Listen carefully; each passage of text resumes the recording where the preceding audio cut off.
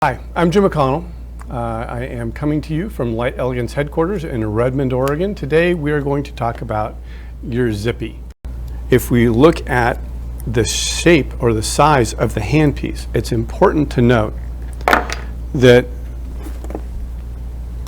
on the Gen 2 handpiece, it's a much smaller diameter than the Gen 1 handpiece. The motor inside the Gen 2 handpiece is smaller than the motor inside the Gen 1.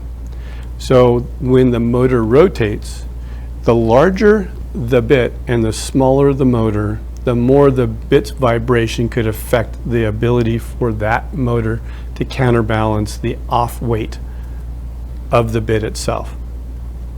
And so if that's the case, if you have a Gen 1 and you didn't experience vibration in the Gen 1 handpiece, but in the Gen 2 handpiece you experience vibration even with that same bit, the reason why is because the motor is smaller.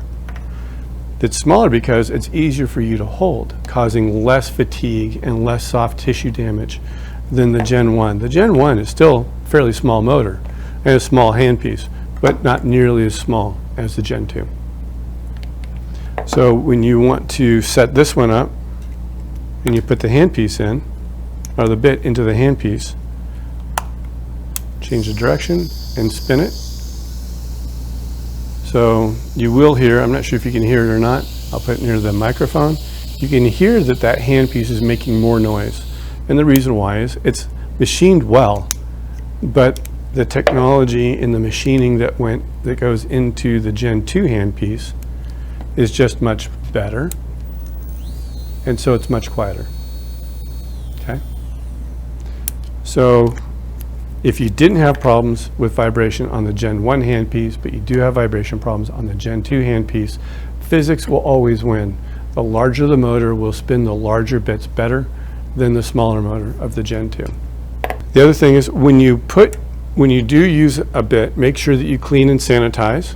So follow cleaning and sanitation. Using a toothbrush or a small nylon bristle brush to clean most of the dust out. Sanitize it or disinfect it in the proper solution for the required amount of time. Pull it out and let it air dry. If you take that wet bit and you put it into the handpiece, all of that moisture is going to get down into the internal workings of the handpiece. And when that happens, the bearings that are in here will rust. And when they rust, they have to be sent in and get it repaired. So make sure that your bit is always dry.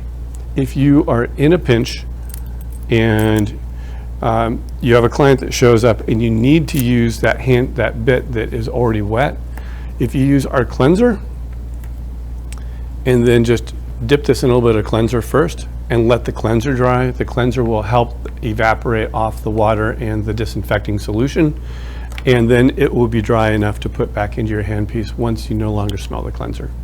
Okay? But if you put it in there while it's wet, the bearings will rust. That's a guaranteed thing, and you will have to send it back in for repair. The other thing that's important to note is maintenance on your handpiece. If you take painter's tape and you hold this lock ring to the base unit. So the lock ring is the center part right there. The base of the handpiece is here. So if you tape that lock ring to the base, then the lock ring won't pop out. If the lock ring pops out at this point, there's two bearings that will go this direction and a spring will go that direction, and then you'll be sending it back in for repair. So tape that closed. And then this, you can take a little nylon bristle brush, toothbrush, and then remove any dust. This should be done maybe once a month.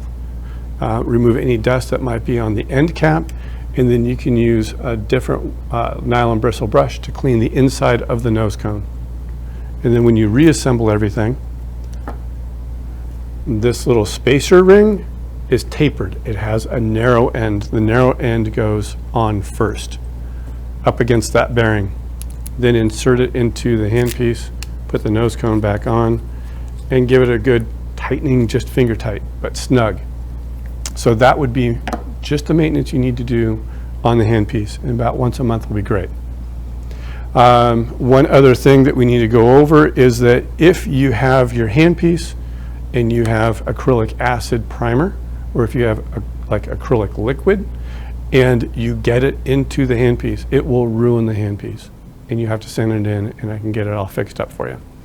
But avoid having any liquids touch that handpiece, because if they do, it's going to corrode. And if it corrodes, you have to send it back into me to get it fixed. Follow the RPM directions and then charge this. If you have your base unit and the green light starts to flash between green and amber, it's time to charge your base. If you don't charge your base, it will throw an E3 code, and E3 code means it's time to charge your Zippy. So give it a good charge, and then you'll be back up and running.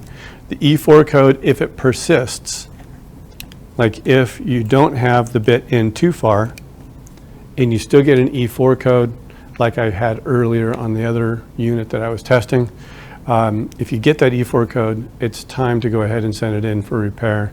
It could be the battery, or it could be that it needs new bearings. So we're here for you. If you have any questions, give us a phone call. Again, Jim McConnell from Light Elegance headquarters in Redmond, Oregon. Thank you very much for your time.